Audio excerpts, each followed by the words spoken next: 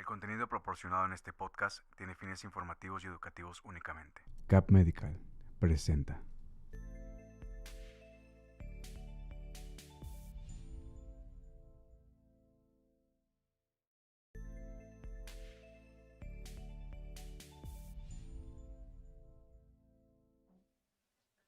Hola, ¿qué tal? Muy buenas tardes. Sean bienvenidos a una nueva consulta virtual desde las redes de Uno con nuestro invitado especial, el fundador de este proyecto, el doctor Alcides Lozano. ¿Qué tal, doctor? ¿Cómo está? Muy buenas tardes. Hola, ¿qué tal? Buenas tardes. Nuevamente bienvenidos a todos ustedes a esta nueva transmisión de Uno, en donde estaremos hablando sobre el tema de polineuropatías crónicas. Ya, vamos a estar ahorita manejando este formato para que ya la gente sea como que más interactiva directamente con el médico y se sientan como que en consulta y estén aprovechando y pregunten. Así que el día de hoy les comento que vamos a estar hablando de polineuropatías crónicas, como ya les mencioné, con el especialista, el doctor Alcides Lozano. Para quienes no lo sepan, él es neurólogo y neurooncólogo. Es una de las especialidades que fue a estudiar en Francia, si no me equivoco, en la neurooncología, doc. Eh, si nos pudiera platicar brevemente, digo, yo sé que ya los seguidores que están aquí en las redes de Uno ya conocen toda la trayectoria del doctor, pero para los que se van integrando, doc, si nos pudiera platicar un poquito de usted. Sí, bueno, tengo la especialidad de medicina interna, posteriormente hice la especialidad de neurología y después de neurología tuve la oportunidad de hacer una alta especialidad en París sobre neurooncología, esto es, enfermedades o tumores dentro del sistema nervioso. Ok, doc, muchas gracias. Pues bueno, vamos a iniciar con el tema del día de hoy. Como lo mencioné, es la polineuropatías crónicas. Doc, ¿cómo podemos iniciar con este padecimiento? Si nos pudiera explicar, por favor. Bueno, las polineuropatías son un grupo de enfermedades que afectan a los nervios periféricos. Existen muchas causas de polineuropatías y obviamente que dentro del abordaje que incluye de este tipo de enfermedades tenemos que descartar si hay causas que pudieran ser reversibles que estén provocando la polineuropatía y pues obviamente también de las que no lo son, ya que dentro de ellas existen causas genéticas, causas autoinmunes y incluso otras causas que pudieran ser relacionadas también a otras enfermedades sistémicas. Entonces, estas enfermedades son mucho más frecuentes en la población adulta, ¿sí? Pero el riesgo va aumentando conforme uno va envejeciendo a llegar a presentar este tipo de enfermedades, que son las polineuropatías. Pero obviamente que para nosotros considerar la causa que está provocando esta enfermedad, debemos de tomar en cuenta pues las características de los síntomas que presentan los pacientes, ya que pues puede haber una diversidad increíble de síntomas que pudieran referir a ellos y eso es lo que nosotros tenemos que empezar a indagar en cada caso. Por ejemplo, doc, antes de inmiscuirnos en el tema de las causas, por ejemplo, ahorita mencionó que en etapas ya más adultas cuando uno puede, es más propenso a desarrollar algún tipo de polineuropatía, ¿no? Exacto. ¿Ustedes, por ejemplo, tienen o hay algo donde se puedan identificar? En este caso, hablando específicamente de las polineuropatías crónicas, ¿existe algún tipo de síntomas que se pudieran relacionar para decir, sabes que aquí hay una sospecha o una alta sospecha de que muy probablemente tengas un episodio de polineuropatía? Sí, bueno, las polineuropatías crónicas son enfermedades que afectan a varios nervios del cuerpo, que generalmente son a nivel de las extremidades, y son crónicas porque tienen un tiempo de evolución prolongado. Estamos hablando que cuando la persona ya tiene por lo menos ya 8 semanas tiene con estos síntomas, obviamente que los pacientes, la gran mayoría llevan meses o incluso años padeciendo estos síntomas, es cuando nosotros podemos llegar a pensar que pudieran padecer una de estas enfermedades. Los síntomas son variables. Como sabemos, los nervios son los que se encargan de llevar el impulso nervioso tanto de los órganos hacia el cerebro y viceversa, del cerebro hacia los órganos. Entonces, a nivel de extremidades, que es donde más frecuente van a llegar a presentar los síntomas las personas, puede haber síntomas motores. Esto quiere decir o se traduce en que el paciente empieza a presentar debilidad, ¿sí? puede presentar síntomas sensitivos. Nosotros vemos si son síntomas sensitivos positivos o síntomas sensitivos negativos. Por ejemplo, un síntoma sensitivo positivo es cuando la persona refiere sensaciones de piquetes, de ardor, por ejemplo, y síntomas negativos es cuando la persona tiene disminución en la sensibilidad en las extremidades, ¿sí? Y otros síntomas que también puede llegar a presentar el paciente son los síntomas autonómicos, esto es que va relacionado con el sistema nervioso autónomo, cambios a nivel de la coloración de la piel, cambios a nivel de la sudoración, y a veces el paciente puede llegar a presentar una mezcla de varios síntomas en las extremidades. Entonces esto es lo que nos puede ayudar a pensar que una persona está presentando datos de polineuropatía. Algo también muy característico, que estos síntomas van progresando, ¿sí? Conforme va pasando el tiempo, los síntomas son más evidentes, son constantes, ¿sí? Y pues esto es lo que nos permite hacer la diferencia de estas enfermedades. Ahora viendo, ya abordando el tema de las causas, mencionaba que pueden darse en este caso incluso por enfermedades virales, de igual manera algún tipo de factor hereditario, si no me equivoco. Pero ¿cuáles son las más comunes en estos casos que le ha tocado ver incluso, ¿no? Bueno, las causas son muchas, pero por ejemplo, una causa de polineuropatía es la diabetes. Ahora, es muy frecuente porque la diabetes es una enfermedad que es muy frecuente a nivel mundial. Entonces, no es raro que un paciente diabético presente una polineuropatía debido a la diabetes. También, por ejemplo, el abuso en el consumo de alcohol puede provocar una polineuropatía por el alcohol. Entonces, en base a los antecedentes que tiene el paciente, nosotros debemos de determinar cuál es la causa más probable de esta enfermedad, porque también está el antecedente de ciertos medicamentos que pudieran favorecer el desarrollo de una polineuropatía, como ciertos medicamentos que se utilizan en la quimioterapia que pudieran favorecer el desarrollo de esta. Déficits de ciertas vitaminas, por ejemplo, un déficit de vitamina B pudiera favorecer también el desarrollo de una polineuropatía. A grandes rasgos lo que tenemos que ver si es una causa adquirida, si es una causa crónica y debido a una causa reversible o no. Ok. Pero la etiología como tal varía dependiendo de cada caso. Y dentro también están las causas autoinmunes, que esto qué quiere decir que el sistema inmunológico está provocando o desarrollando ciertos anticuerpos que van dirigidos hacia estructuras de los nervios periféricos que los van dañando y esto provoca lo que es en la gran mayoría de los casos de polineuropatía crónica, los síntomas de la enfermedad. Doc, y por ejemplo, ¿qué sucede cuando ustedes, o tan solo con base a su experiencia, llega un paciente que desafortunadamente su historial médico, pues no es el más adecuado en el aspecto de que no se tiene registrado incluso cuántas vacunas tiene, por mencionar así un caso, ¿no? Ujú. ¿Cuál es la primera sospecha de él o cuáles son los exámenes que ustedes hacen para el diagnóstico?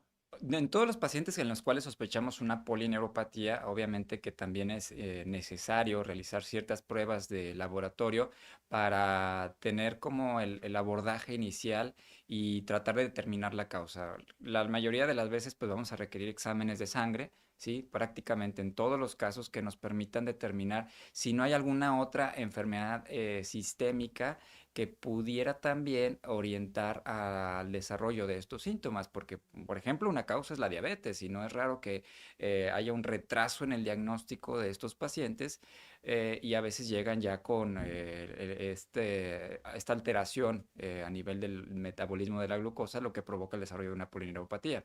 Hay también causas infecciosas, por ejemplo, también los pacientes con una enfermedad renal pueden tener o desarrollar una polineuropatía. Entonces, los exámenes de laboratorio nos van a ayudar a determinar también la causa de un cuadro de polineuropatía. Cuando tenemos estudios de laboratorio normales, esto es que no hay alguna causa, otra causa sistémica que pudiera explicar los síntomas, es cuando ya nosotros continuamos un abordaje un poco más específico para determinar si efectivamente es una polineuropatía crónica autoinmune que pudiera estar provocando los síntomas del paciente. Y aquí, por ejemplo, ¿cuál es para las personas que a lo mejor están viendo este live y dicen, bueno, Doc, yo a lo mejor tengo sospecha de que todos los síntomas que acaba de mencionar. A lo mejor tengo cierta fatiga, cierta debilidad o cierto hormigueo en el cuerpo, por mencionar alguno de los síntomas que ya acaba de comentar. Eh, ¿Cuáles son los exámenes de sangre más comunes con que comúnmente se piden, ¿no? Y ya adentrándonos directamente en la etapa de diagnóstico, si una persona sospecha que tiene este tipo de síntomas, ¿cuál es el siguiente paso a seguir? Ok, bueno, dentro de los exámenes generales, pues está la química sanguínea, también pruebas de función hepática, biometría hemática también, electrolitos también son importantes para valorar si no hay algún cambio metabólico que pudiera estar favoreciendo a los síntomas. En ciertos casos peculiares, posiblemente también indagar sobre ciertas infecciones que pudieran predisponer a estas enfermedades y a veces también niveles, por ejemplo, de vitamina B que también pudieron orientarnos en estos casos. Esos a grandes rasgos son los exámenes de sangre generales que pedimos.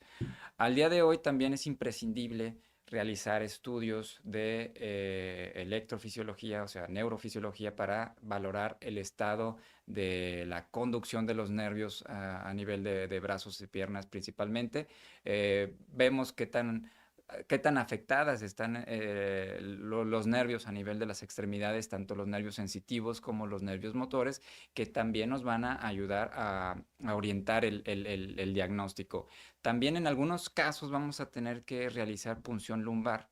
Esto es a través de una aguja obtener líquido cefalorraquídeo que también pudiera llegar a orientarnos en cuanto a la causa de esta enfermedad. Y al día de hoy, en ciertos casos también ya se pueden solicitar ciertos anticuerpos que van dirigidos contra ciertas estructuras de los nervios que pudieran también ayudarnos a concluir un diagnóstico en casos ya más complicados o que los estudios previos que mencioné pudieran no ser todavía tan concluyentes y pues los anticuerpos también pudieran orientarnos.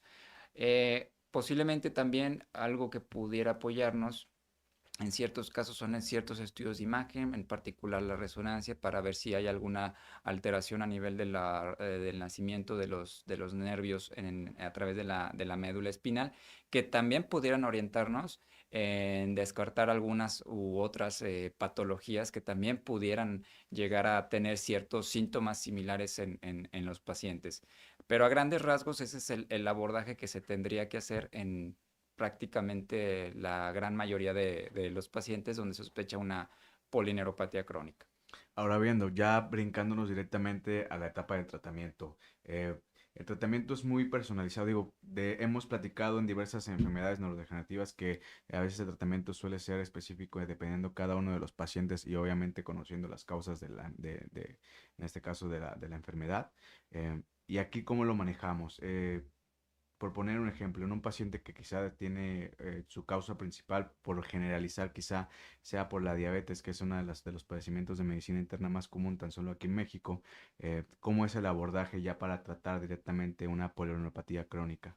Bueno, en el caso de los pacientes con diabetes, que es algo muy frecuente, la gran mayoría de los pacientes pueden llegar a presentar síntomas sensitivos. Ellos sienten como si en sus brazos, perdón, a nivel de las manos y a nivel de los pies tuvieran como unos guantes o calcetines invisibles, que es donde sienten principalmente los síntomas, como son síntomas en su gran mayoría sensitivos, como bien comenté, pero también que pueden llegar a provocar síntomas motores con el paso del tiempo.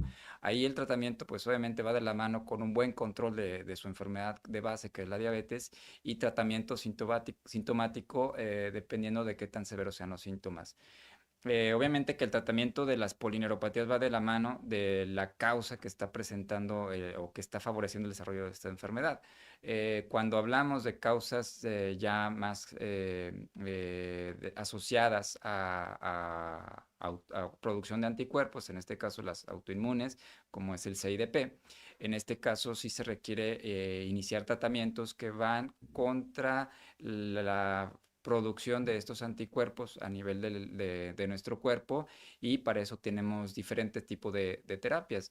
En algunos casos la terapia de primera elección puede ser el uso de esteroides, que en este caso se utiliza de manera intravenosa dependiendo de la respuesta, se puede valorar cambiar también a otro tipo de terapias como es la inmunoglobulina, que esta también se utiliza de manera intravenosa y esta se está dando regularmente a través de ciclos, ¿sí? Ya sea cada 4 semanas o cada 6 semanas, dependiendo del paciente.